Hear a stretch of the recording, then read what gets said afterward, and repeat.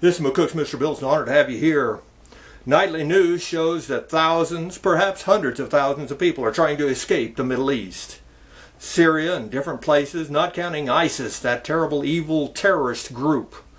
Of course, that name is made up by our own industrial military complex to use as an excuse to fire $1 million missiles over there as often as possible, rather than a .22 bullet that would suffice. Be that as it may, the people over there flee, whether they're headed for Austria or Germany. To me, it says I'm a coward. I'm leaving my own area. I'm afraid. I'm a coward. And don't tell me that you're taking your women and children and trying to save them. I don't buy that either. Because rest assured, in Russia, some of the top snipers in World War II were women. You bet, we're women. With that in mind, though, you might understand that you can fight where you are. And with your family with you, you're going to fight a lot harder. You're going to be mean dog, junkyard dog, ready to fight. And you ain't going to give up until you're dead. You're going to make the enemy pay a devil of a price to get you or your family right behind you, without question. I'll give you an example. Locally here in southwest Nebraska, the government of Nebraska and the ranchers, they wanted to get rid of the Pawnee and the Sioux without firing a shot from a white man's gun. So what they did, they told the Pawnee, go out there and go for a hunt, one last hunt out in southwest Nebraska. You bet. And the Pawnee agreed.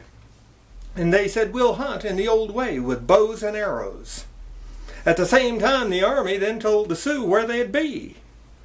And so 1,500 Sioux warriors got together and headed out and engaged them in a battle with a goal of wiping them out, killing every Pawnee there, the 300 hunters and the 500 women and children behind them.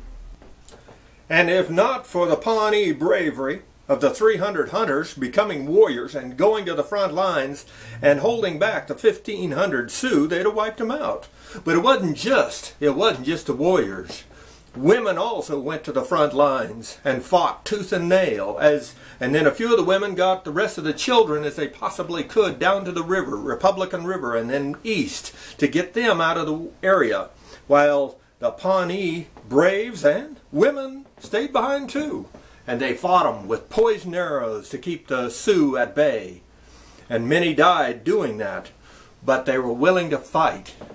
They were willing to fight. They weren't going to just flee. They were going to fight right there, die right there, that day. Make the enemy pay right then and right there. We have that legacy still here in southwest Nebraska. God help the gang or the terrorist group that would come through southwest Nebraska today and say, let's just wipe them out, or let's drive them out. The good old boys out here start shooting at you a mile away. And that's just the good old boys, and that don't count. Almost every woman I know has a bucket of guns and a whole suitcase of ammunition. And every one of them knows how to shoot. Some serious shooters, I'm here to tell you, out in southwest Nebraska. They don't turn their guns sideways to shoot, I'm here to tell you. Though I know a number of women and men, a good number of them, that can shoot from the hip better than most police officers can shoot with two hands up here. So no matter what your place on earth, no matter your religion, no matter your race, don't let them push you off. Don't let them try to wipe you out. And don't let them make slaves of you. Stand up. Freedom is worth the price, including even your life. Rate this film.